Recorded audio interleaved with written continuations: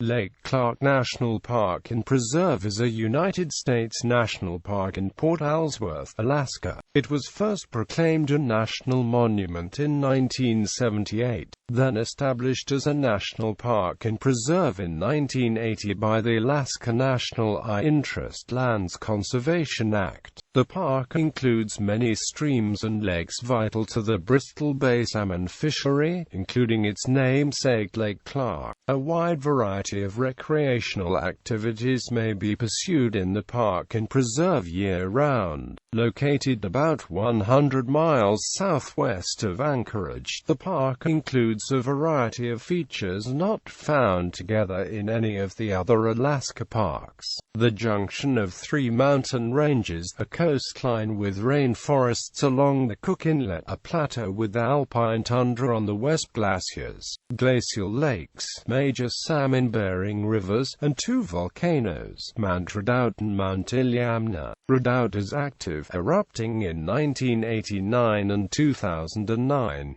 The wide variety of ecosystems in the park mean that virtually all major Alaskan animals, terrestrial and marine, may be seen in and around the park. Salmon, particularly sockeye salmon, play a major role in the ecosystem and the local economy. The Kvichak River is the world's most productive watershed for sockeye salmon. Large populations of brown bears are attracted as a result, to feed on the spawning salmon in the Kvichak River and at Silver Salmon Creek, and as a result bear viewing is a common activity in the park. No roads lead to the park and it can only be reached by boat or small aircraft, typically float planes. The major settled area in the park is Port Alsworth on Lake Clark in the southwestern corner of the park. 5 other settlements are within the park, populated mainly by Dena'ina natives. Prior to the park's establishment, isolated cabins were scattered around the region, the most notable belonging to Richard Proenica, whose films documenting his solitary life at Twin Lakes were made into Alone in the Wilderness in 2003. Lake Clark was proclaimed a national monument by President Jimmy Carter using the Antiquities Act on December 1,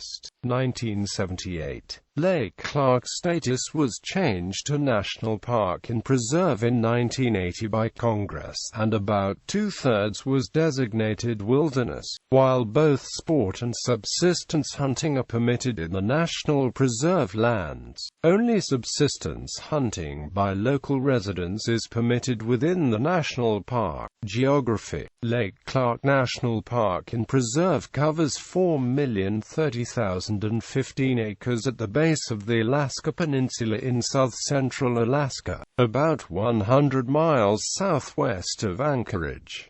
Of the total area, about 2,637,000 acres lie in the park and 1,400,000 acres in the preserve. The park and associated national preserve extend from the Cook Inlet across the Chigmit Mountains and the Nicola Mountains, on the northern end of the Aleutian Range, and on into the Alaska interior. Lake Clark is the largest lake in the park, on the southwest corner of the park. The National Preserve lands adjoin parklands on the west, offering both subsistence and sport hunting, in contrast to parklands, where only subsistence hunting by local residents is allowed. The extreme southwest section of the preserve includes Alaska Native Corporation lands, which are not open to the public. Most of the park section is designated as wilderness. The eastern part of the park near the Cook Inlet includes 2 active volcanoes, Mount Redoubt and Mount Iliamna. A third, Mount Spur, is just outside the park to the east. The chief river in the park is the Kvichak River. Another large river, the Blikakita, runs across the park from its source at Summit Lake to Lake Clark. Emerging from the lake and the park is the New Halon River. The park is not accessible by roads. Access is solely by air taxi or by boat along the Cook Inlet coast and Lake Clark. Since much of the movement in the area is by air, the mountains present a significant barrier to air traffic. Lake Clark Pass, at 1,050 feet, provides a way through the mountains by air at low elevation, and is the main route between Anchorage and western Alaska. The main inhabited place in the park is Port Alsworth on Lake Clark, with the Park Service Visitor Center and a number of privately operated lodges. Air taxis make regular trips between Port Alsworth and outside communities. Other private lodges are scattered around the park. Geology: the park has four main physiographic regions. The upthrust granite Chigmit Mountains connect the Alaska.A Range to the Aleutian Range. Superimposed on these mountains and little to the east of the main range of the two stratovolcanoes, Redoubt 10,197 feet high, and Iliamna at 10,016 feet. Glaciers have altered the mountains, carving cirques and U-shaped valleys into the range, which end abruptly on the east at the steep coast in deep bays or in outwash flats. On the west, the glaciers have cut deeply enough to create lakes, dammed by terminal moraines at the downstream ends. Lake Clark, the largest, is the sixth largest lake in Alaska, 860 feet deep and 42 miles long. The park includes a variety of unrelated rocks. The core of the Chigmit Mountains is a granite pluton forced upwards by the collision of the Pacific Plate and the North American Plate. Rocks in coastal areas are sedimentary in origin, and contain abundant fossils. Volcanic rocks intrude through these native rocks. Volcanoes: Redoubt is the park's active volcano, 10,197 feet high, about 10 kilometers in diameter and with a volume of about 30 to 35 cubic kilometers. The stratovolcano rises through the Chigmit batholith. It has a 1.8-kilometre wide summit crater. The Drift Glacier originates there and flows through a gap in the rim. Redoubt's most recent active phase began on December 14, 1989, with ash eruptions. The ash clouds affected air traffic, causing all four engines to fail on KLM Flight 867 when it passed overhead at 25,000 feet. The 747 was able to safely return to Anchorage. Four other airplanes were damaged in the same event, which brought greater awareness of the hazards associated with high-altitude volcanic ash. Redoubt was quiet after 1990 until March and April 2009, when it erupted with pyroclastic flows that melted ice, creating lavas on the Drift River, endangering the Drift River terminal facility to the east of the park.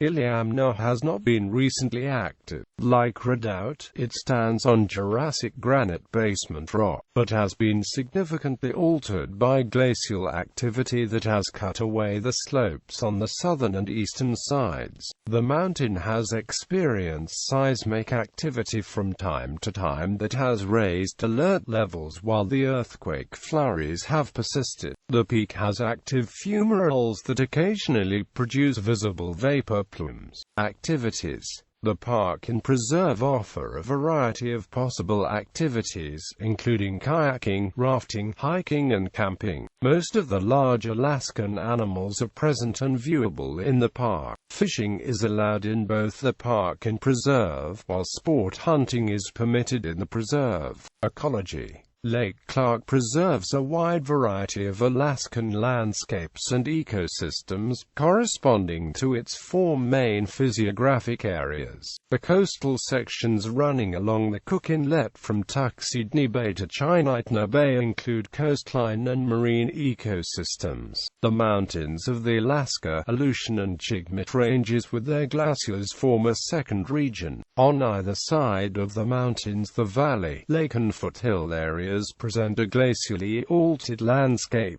Boreal forest dominates the lower sections of the southwest part of the park, with white and black spruce making up most of the coniferous trees. White spruce have been affected by spruce bark beetle infestation, and spruce needle rust outbreaks have been so heavy that the surface of Lake Clark has been colored orange by spores. Farther north and west lie the tundra regions, primarily the result of elevation. The tundra supports caribou and ptarmigans. Salt marshes along the Cook Inlet represent one of the most productive ecosystems in the park. They account for under 1% of the park's area, but provide a source of food in early summer for both brown and black bears. Lake Clark's coastal areas are rated as some of the top bear viewing destinations in the world, along with the coast of Katmai National Park. Most bears are concentrated at Act.The Bay, a silver salmon creek when the fish are running. Act.The Bay is considered by some to be one of the top bear viewing destinations in Alaska. Tuxedo Bay, north of Act.The Bay, also provides excellent bear viewing. Up to 20 brown bears have been spotted feeding on clams and sedges at a time. Fewer people visit the bay, and therefore it is easier to view bears in peace. Inland areas of the park also provide bear viewing. Crescent Lake provides excellent bear viewing in June, July and August. Both grizzly and black bears are present, but grizzly bears are more common and seen more often, since black bears are shy and are easily displaced by the larger cousins. On the other side of the park, the Kvichak River is the world's most productive watershed for sockeye salmon, whose offspring account for 33% of the species catch in the United States and 16% of world production. Salmon are so plentiful that a wolf pack at Lake Clark has been documented as the only salmon-dependent pack in the world. Major birds of prey as well as terrestrial mammals in the park include bald eagle, golden eagle, Dall's sheep, Alaskan moose, caribou, peregrine falcon, and wolf packs. Smaller mammals include coyote packs, marten, red fox, wolverine, river otter, beaver and Canadian lynx. Marine mammals include sea lion, beluga whale, harbor seal, and porpoise. Both black and brown bear species are present in the park. Black bears use all areas of the park and preserve, except the higher elevations. Brown bears are most numerous along the coast. A recent survey found that about 219 bears graze in salt marshes during the summer in the coastal areas of the park. Caribou have recently declined in population size from 200,000 to 30,000 due to an unknown cause. Weather in the park is extremely variable. Marine air from the Pacific Ocean meets drier air of the continental air mass over the park. The average summer temperature is between 50 and 65 degrees Fahrenheit with highs around 68 degrees Fahrenheit and typical winter lows of 1 degree Fahrenheit.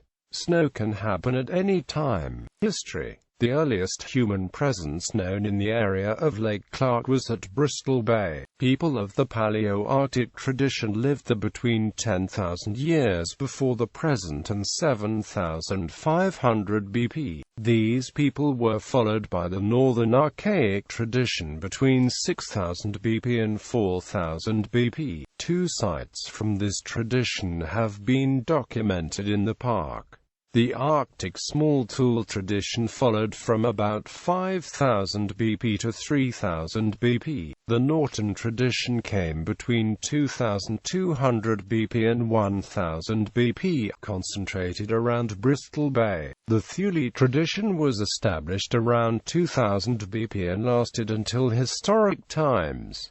The northern Athabasca and Dena'ina presently live in the area. Kijig village is the primary archaeological site in the park, inhabited by Dena'ina until the early 20th century. Settlements have also been documented around Act.The Bay. The Cook Inlet was surveyed by British Captain James Cook in 1778.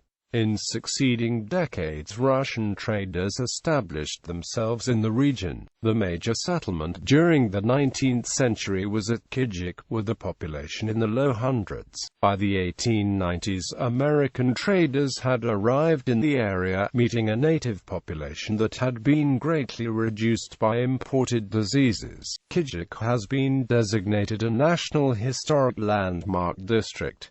In 1930, the first float plane landed on Lake Clark. In 1942, the first air taxi service was provided to Lake Clark, run by Leon "Babe" Alsworth, Sr. to Port Alsworth. Apart from Port Alsworth, there are 5 other communities within the park: Lime Village, Nondalton, Iliamna, New Halen and Pedro Bay. Most local residents are Dina. During the 20th century, the future park area was lightly populated by people with a high tolerance for solitude. One such person was Richard Proenica, a former Iowan who came to Alaska in 1949.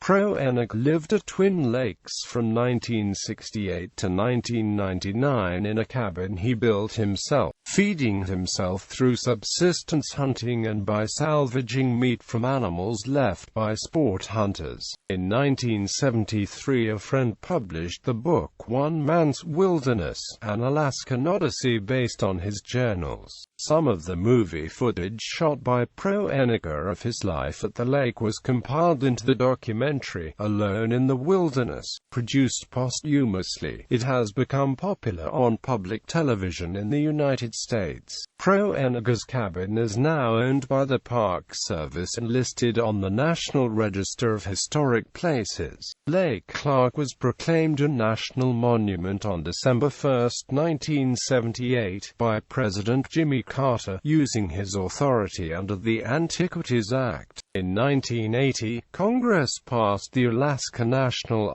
Interest Lands Conservation Act, which established the unit as a national park and preserve. A large open-pit mine was proposed in 2007 near the western boundary of the park. The Pebble Mine is proposed to mine molybdenum, gold and copper from an open pit about 2 miles across and thousands of feet deep. Another ore body is proposed to be exploited using underground mining. Tailings from the mine are to be stored behind dams on the site, and roads and a deep-water port will be required. Concerns about the mine's relationship to the park center on dust contamination and on the mine's possible effect on the sockeye salmon population. The 2,619,550-acre Lake Clark Wilderness covers much of the park's area, excluding preserve lands and the Cook Inlet coast. The area includes 3 wild and scenic rivers: the Chillicothe River, the Mulchatna River